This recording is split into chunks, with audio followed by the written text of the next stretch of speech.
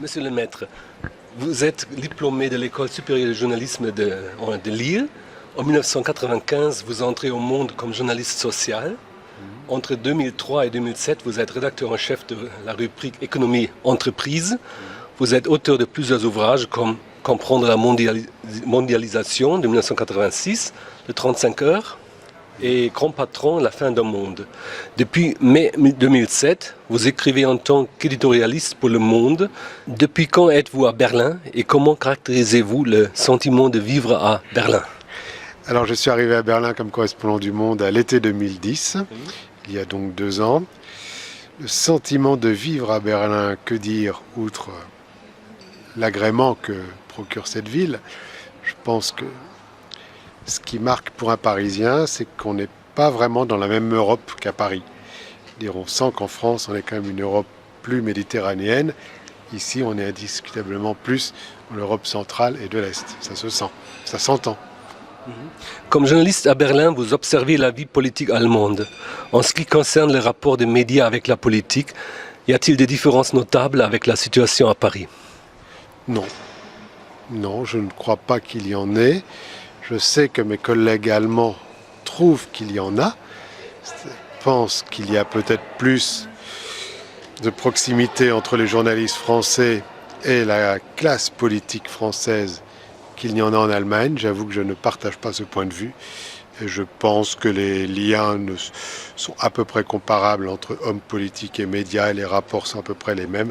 Les rapports à la fois de force ou les rapports parfois les relations, sinon de connivence, au moins de proximité, en Allemagne et en France. Ça, j'en ai de nombreux exemples. Avant de parler de quelques questions de l'actualité, je voudrais savoir ce qui compte plus, selon vous, le sommet franco-allemand ou la coopération franco-allemande de tous les jours? Je ne sais pas si on peut faire la différence. Je pense que l'actualité médiatique, c'est le sommet franco-allemand. Mais je pense que la réalité, et voilà, ce qui fait la force de ce lien, c'est la coopération de tous les jours. Notamment le nombre de couples mixtes et de gens qui passent très régulièrement à la frontière. Enfin voilà, je pense que les couples mixtes notamment sont une réalité très importante pour le réseau franco-allemand. Je vise aussi un peu la différence entre les hommes politiques et ce qu'on appelle la société civile. Oui, mais bon, la question c'est de savoir y aurait-il autant de liens au sein de la société civile s'il n'y avait pas eu le traité de l'Élysée et cette volonté politique de travailler. Et d'un autre côté, je pense que voilà, cette volonté politique est aussi le résultat de la société civile. Donc moi j'ai du mal à faire la différence entre les deux. Oui, mais il y a beaucoup de liaisons entre toutes les villes et le rapport entre notre chancelier et votre président, c'est notre chancelière va pour 3 heures à Paris et revient rapidement. À Reims, pas à Paris. À Reims, oui, à Reims. Oui, mais elle vient souvent, il y a quand même aussi beaucoup de contacts très directs entre les deux gouvernements, donc je pense que les deux sont très forts. Les sommets de nos dirigeants qui se promettent de travailler de plus en plus étroitement ensemble et les ministres de deux côtés du Rhin avec leur routine efficace franco-allemande, n'est-ce pas? Oui, je pense que... Bon, c'est quand même... Vous le savez bien, il y a quand même... Ici, à l'Auswärtiges Amt, il y a, je ne sais pas, un département Amérique, Asie, Europe et un département France. Même chose au Quai d'Orsay. Il y a un département par continent et un département Allemagne. Même entre les ministères de la Défense, il y a des échanges de diplomates de part et d'autre. Non, il y a quand même un lien particulier entre ces deux pays, même au niveau institutionnel, et ça, je pense que ça compte. Chaque sommet franco-allemand réaffirme la valeur de la coopération franco-allemande et souvent se promet de l'élargir et de l'intensifier. Il y a une semaine à Reims, Mme Merkel a déclaré, je cite, « L'Europe, c'est bien plus qu'une monnaie et la relation franco-allemande est incontournable à cet égard », en ajoutant que cette relation n'est à ses yeux pas exclusive. Voilà une phrase de son allocution. Comment la comprenez-vous? Je pense que François Hollande aurait pu dire exactement la même phrase, puisque quand il est venu à Berlin le 15 mai, le jour de sa prise de fonction, il a dit à côté de la chancelière, à la conférence de presse, j'y étais, Il a dit l'axe franco-allemand est très important, mais attention de ne pas exclure les autres pays. Et voilà, pour moi, cette alliance ne doit pas être exclusive. Donc vraiment, je pense que sur ce point-là, pas sur tous les plans, mais sur ce point-là, je pense qu'ils sont d'accord. Oui. Et François Hollande a souligné « Notre amitié inspire l'Europe, nous ne voulons pas donner la leçon, nous entendons tout simplement montrer l'exemple et il souhaite, je cite aussi, ouvrir de franchir même ensemble une nouvelle porte sur des années qui rendront encore plus étroite l'amitié entre nos deux nations. » Ces deux citations permettent-elles d'évaluer l'entente entre le président et la chancelière? Non, l'entente personnelle, non. Je ne pense pas qu'on puisse la déduire de ces citations. En revanche, on voit l'intérêt des deux États. Bon, il faut replacer aussi ces phrases dans le contexte. Première commémoration du 50e anniversaire du traité de l'Élysée. Y a-t-il autre chose que des déclarations d'intention? Nous, dans le monde, on plaide pour un nouveau traité de l'Élysée, un nouveau traité franco-allemand. Je n'ai pas entendu ça à Reims le 8 juillet. Fin juin, vous avez cité ce qu'on disait à l'Élysée. Même s'ils ne sont pas toujours sur la même longueur d'onde, on sent que la relation se construit entre François Hollande et Angela Merkel. Entre-temps, les deux se sont rencontrés, notamment à Reims, comme on l'a déjà dit, dimanche dernier. On est enfin passé de poignées de main aux bises. Oui. Or, quelles sont les divergences principales entre les deux qui demeurent toujours? Je pense qu'ils ont effectivement deux conceptions différentes de résoudre la crise. C'est évident que la France est pour davantage de solidarité économique et l'Allemagne pour davantage d'intégration politique. Donc voilà, ils abordent la même réalité de deux points de vue différents. Bon, par ailleurs, Angela Merkel l'a bien dit en début d'année. Maintenant, les affaires de politique européenne, elle a dit, nous sommes tous... Teil einer d'une politique, voilà ce qu'elle a dit, nous sommes tous partie d'une politique intérieure européenne, Teil einer europäischen Politik. Bon, mais dans ce cadre, il faut bien considérer que François Hollande est un adversaire politique. Donc ça, je pense que ça joue aussi dans la relation entre les deux. Je pense que la relation entre les deux pays dépasse la relation entre les deux dirigeants. Selon l'éditorial du journal Die Welt, Clemens Vergin, le 9 juillet 2012, Hollande se veut le leader des pays qui refusent une réforme des institutions. Et Vergin estime que quelques-uns des pays de l'Union ne partagent pas le dessein de Merkel d'une plus grande intégration. Et Vergin évoque, je cite, une aliénation franco-allemande qui fait comprendre aux Allemands de ne pas construire une Europe qui laisse par exemple le pays scandinave ou la Grande-Bretagne à côté. Partagez-vous cet avis? Je ne suis pas sûr que Hollande refuse une plus grande intégration politique. Je pense qu'il est évidemment très prudent pour plusieurs raisons. La principale, c'est que la gauche, notamment le Parti socialiste, s'est divisé en 2005 sur au moment du référendum. Donc Hollande ne veut pas d'un deuxième référendum. Ça, c'est clair. Deuxièmement, là où il a été peut-être aidé, c'est que le sujet n'a pas été abordé pendant la campagne. Personnellement, moi, je trouve que Angela Merkel aurait dû le recevoir, contrairement à l'attitude qu'elle a eue, pour lui dire moi, je vais mettre l'union politique sur la table. Donc, autant que vous en parliez aux Français maintenant.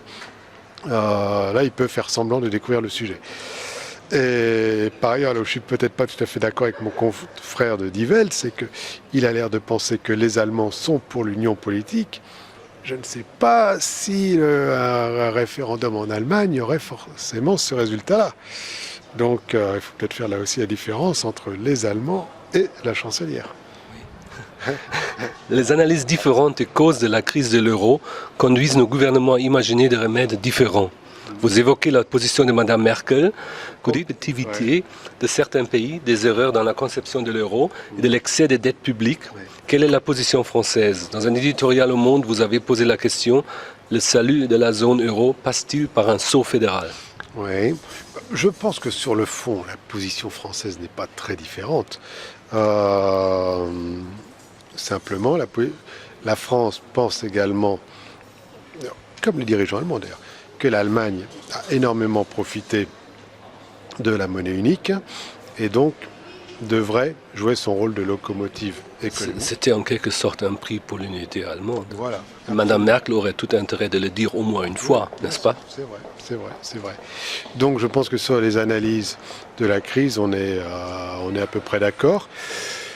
Même si les Français insistent moins sur le péché originel, quoi. Hein, voilà, la lacune de la faiblesse de l'euro, la création de la zone unique avec Maastricht, les lacunes du traité de Maastricht. Mais voilà, non, je pense que les analyses sont les mêmes, c'est sur les réponses à apporter qui sont un peu différentes. C'est peut-être une différence des horaires. Hollande dit d'abord la mutualisation des dettes, puis l'union politique. C'est ça, oui. Merkel dit d'abord l'union politique, puis la mutualisation des dettes. Ok. Ils ne sont pas très loin, n'est-ce pas? On pourrait se rencontrer quelque part, n'est-ce pas? Oui, bon, ils ont commencé à se rencontrer à Bruxelles fin juin. Mais Oui, voilà. Je voulais dire thématiquement. Oui, non, mais c'est ça, mais c'est bien ce que je veux dire. N'est-ce pas? On a eu un compromis fin juin à Bruxelles. Bon, cela dit, c'est quand même deux visions assez différentes. Je pense que les Français n'ont pas encore compris la difficulté d'une mutualisation de la dette pour les Allemands. Cette mutualisation n'existe pas en Allemagne d'ailleurs, enfin, ou disons qu'elle existe, mais de manière un petit peu sournoise. En tout cas, c'est pas dit Vous explicitement. voulez dire aussi dans le cas du fédéralisme, avec cette Länderfinanzausgleich, comme on dit, c'est ce mot compliqué à traduire. Non seulement le Ausgleich, mais le fait que le Bund n'est pas solidaire officiellement des dettes des Länder. Hein, donc c'est pas seulement la Ausgleich et l'équité, tout ça, mais c'est la solidarité du Bund avec les Länder pour l'émission des dettes. Hein, okay. Donc c'est évidemment difficile de faire comprendre aux Allemands qu'il faut une solidarité européenne alors qu'il n'y a officiellement pas de solidarité au niveau national. Bon. Et les Allemands ont eu l'impression, eux, de déjà beaucoup payer pour les autres. Oui. La Banque centrale européenne doit devenir une banque centrale. On critique l'orthodoxie économique imposée par l'Allemagne qui veut à tout prix maintenir une indépendance du BCE qu'elle a déjà perdue depuis longtemps, étant dépendant des 17 pays, n'est-ce pas? Oui, là-dessus. En revanche, là-dessus, je pense qu'il peut y avoir... là, il y a un combat théologique qui ne correspond pas à la réalité. Hein. Il y a un an, le 1er août, sauf erreur, ou le 2 août, Nicolas Sarkozy et Angela Merkel ont pris leur plus belle plume ensemble.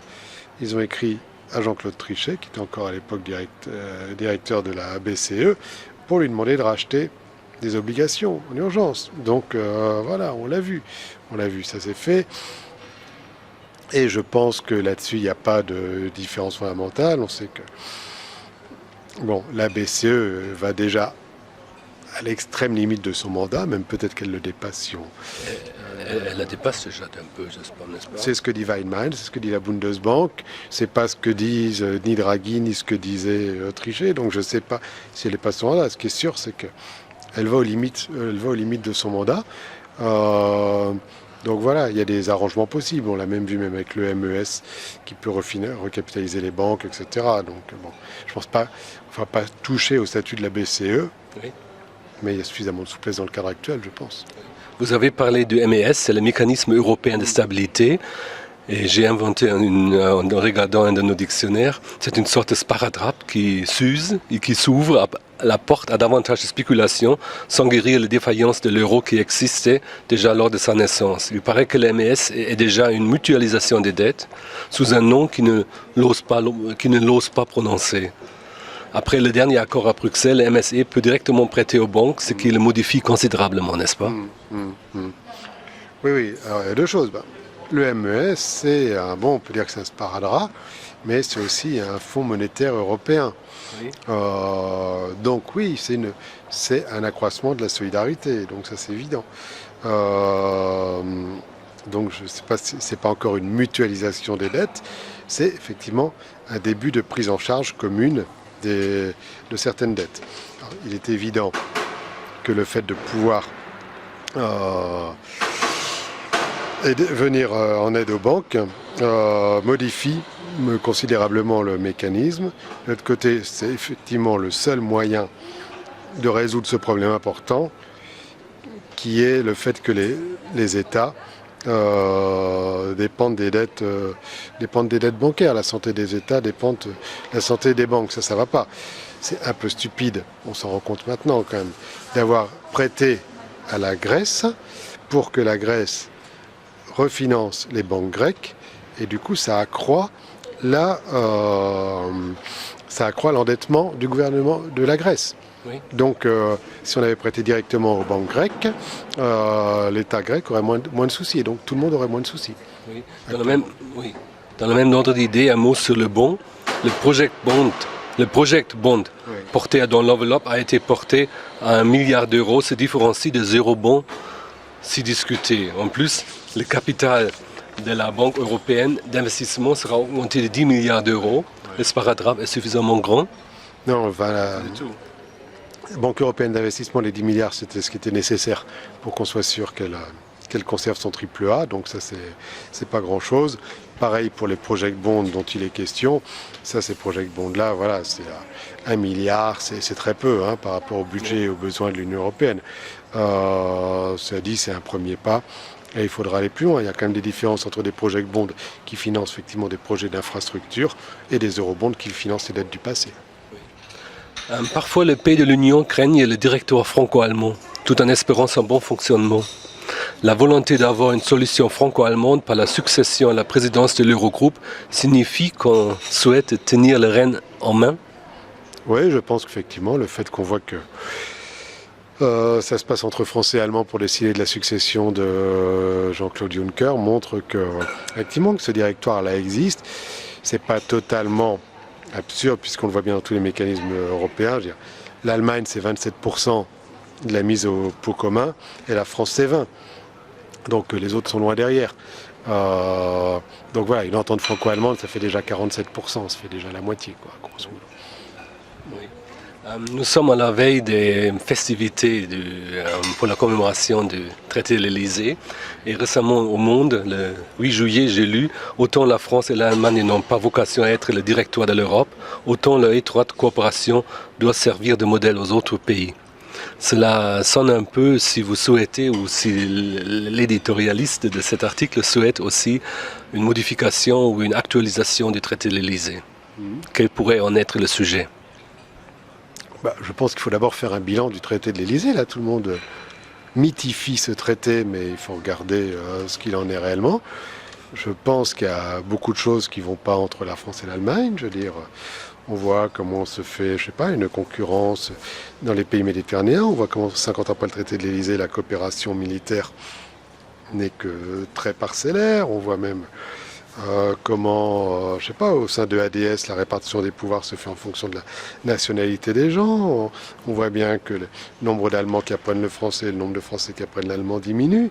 Et c'est expressément dit dans le traité qu'on s'occupe de la langue du partenaire dans le pays. Absolument. C'est expressément, de ce point de vue, le traité est absolument unique et ce paragraphe n'est pas du tout appliqué. Voilà. Sur la défense, on peut remettre aussi en question certaines choses. Et sur la langue, la même chose. Donc il faut le dire. Peut-être qu'il faut dire, il y a 50 ans, on estimait qu'il fallait apprendre la langue de l'autre. Maintenant, chacun se parle anglais. Peut-être, pourquoi pas. Mais enfin bref, il y a encore plein de choses qui méritent. Il faut d'un faire le bilan du traité de l'Élysée. Et de deux, il faut l'approfondir. On ne peut pas se contenter de belles phrases et de déclarations. C'est pour ça que nous, au Monde, on est pour un nouveau traité de l'Élysée, étant persuadé que si on veut une Europe politique, c'est justement par une intégration d'abord du couple franco-allemand qu'on pourra, non pas être un directoire, mais donner l'exemple aux autres. Voilà. Je voudrais ajouter un exemple de l'énergie. De l'énergie, surtout si Mme Merkel n'aurait pas fait la sortie souverainement seule avec l'Allemagne, mais en accord, en parlant avec les Français, ça aurait été beaucoup plus crédible, n'est-ce pas ? Vraisemblablement, non. Voilà, la politique énergétique est évidemment un des grands domaines où la France et l'Allemagne font cavalier seul et ont des politiques antagonistes. La question clé me paraît être la suivante, mutualisation des dettes ou transfert de souveraineté. Qu'est-ce qu'on fait d'abord ? Ce ne sont pas les dettes qui peuvent fournir un cadre, c'est une union financière qui devrait endiguer le surendettement des membres, n'est-ce pas ? C'est le point de vue allemand. Oui, au fédéralisme, dit-on, mais pas trop. Un fédéralisme à petits pas, ou faire semblant que. Oui. Quelles seront les perspectives ? Non, je ne sais pas. Je pense que le fédéralisme, même qu'on appelle de nos voeux au Monde, serait très difficile à mettre en œuvre. On voit bien qu'il faut quand même... Voilà. on le voit bien avec les débats sur la Constitution et le référendum en Allemagne, une vraie Europe fédérale nécessiterait un saut qualitatif qui devrait être évidemment approuvé par les citoyens. Et on n'en est pas là dans l'Europe ni des 27, ni des 17, ni même en France, en Allemagne. Cela dit, on voit bien qu'on est dans un stade actuellement, un entre-deux qui n'est pas tenable et qu'il faut néanmoins aller vers davantage d'intégration politique. Alors soit on a un grand discours fédéral, je n'ai pas l'impression que ce soit l'air du temps, soit on essaye d'être pragmatique et on fait du fédéralisme au cas par cas. Oui. 3 initiatives législatives pour le Parlement européen, une deuxième chambre, davantage de pouvoir pour Bruxelles. Les Français suivraient Wolfgang Schäuble qui en a parlé dans un entretien au Spiegel le 25 juin. Oui, je pense que sur le droit d'initiative du Parlement européen, les Français suivraient. Sur le pouvoir accru de la Commission européenne, peut-être. Élection du président de la Commission européenne au suffrage universel, non, je ne pense pas. Mais j'en sais rien. Sur les pouvoirs du Parlement, oui. Oui. Mais tout de suite, la chancelière fait dire à son porte-parole ses réflexions seraient pour après-demain, n'est-ce pas? Donc, c'est pas... Voilà, on va voir. Le président Joachim Gauck, notre président, a demandé à Mme Merkel de mieux expliquer les enjeux aux Allemands. Et le gouvernement français informe-t-il mieux ses citoyens? Non, beaucoup moins bien. Et même, c'est assez étonnant quand on voit... d'ici, pour rebondir sur votre première question, ce qui frappe quand on est à Berlin, c'est quand même le pouvoir du Bundestag ici, sur toutes ces questions. Je veux dire qu'on fasse revenir les députés le 19 juillet parce qu'il y a un Eurogroupe qui doit décider de l'aide à la Grèce le 20. Voilà, en France, le Fonds européen de stabilité financière, le FESF, a été approuvé simplement en séance de nuit en septembre 2011. Il y avait une minorité de députés qui étaient présente. Donc il y a beaucoup moins de débats en France qu'il n'y en a en Allemagne. Et je pense que le pouvoir exécutif est en partie responsable de ce déficit d'explication. Ça, c'est clair que les Français sont bien moins informés et qu'il y a beaucoup moins de débats en France sur ces sujets qu'il n'y en a en Allemagne. Une toute dernière question sur le début de l'an prochain. Est-ce que vous avez l'impression que les deux pays préparent des initiatives autour de janvier 2013? Oui, il y a forcément des initiatives. Ça, ils vont sortir des initiatives de leur chapeau pour que les opinions, voilà, pour montrer quelque chose aux opinions. Donc forcément, il y aura quelque chose. La question sera si on sera uniquement dans le symbolique, j'espère qu'on va trouver les symboles, ou si ce sera vraiment un mouvement de fond. Merci bien, monsieur le maître. Merci. Finalement.